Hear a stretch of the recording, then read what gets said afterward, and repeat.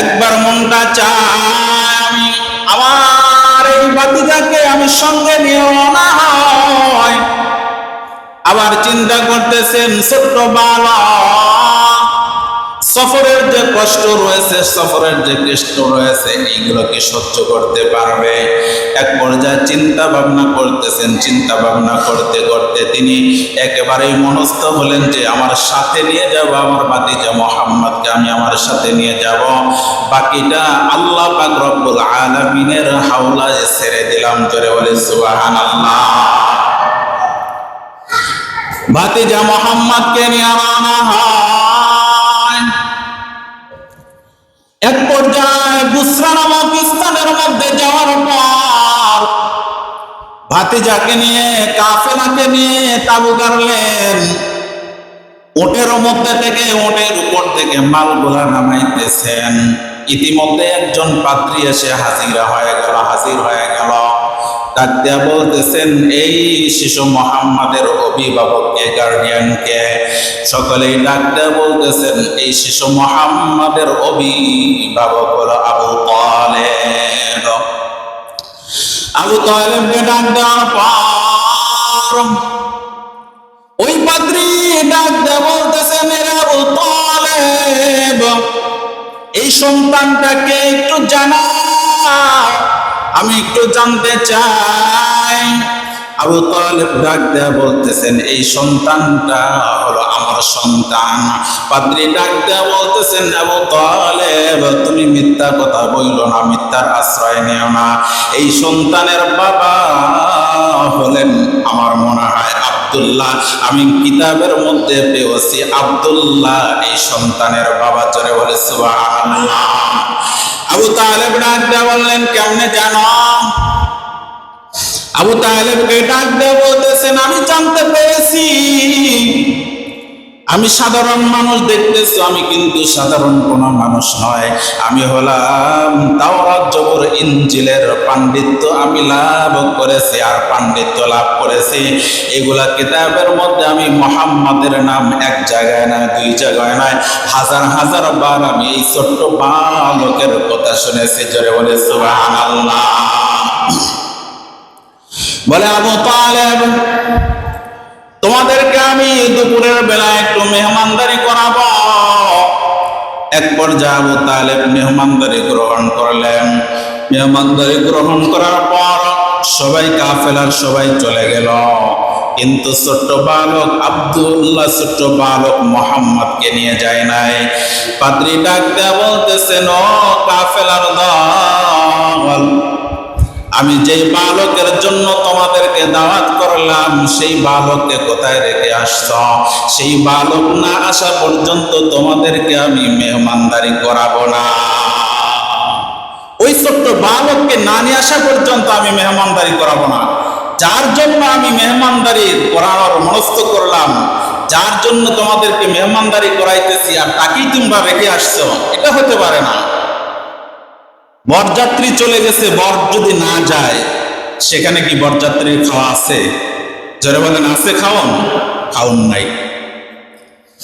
মুসলমান ইমানদার আল্লাহর গোলাম এক পর্যায়ে আবু তালেব ভাতিজা মুহাম্মদকে নিয়ে যায়। নিয়ে যাওয়ার পর আবু তালেবকে ডাক দেয়া বলতেছেন, আবু তালেব, এই যে তোমরা মরুভূমির পথ পাড়ি দিয়ে আসলাম, আমি এই গির্জার মধ্যে বসে থেকে দেখলাম যে ওই উপত্যকার যত গাছপালা আছে, যত পাথর আছে, এই ছোট্ট বালক মুহাম্মদকে সকলে সেজদা করতেছে। জোরে বলে সুবহানাল্লাহ।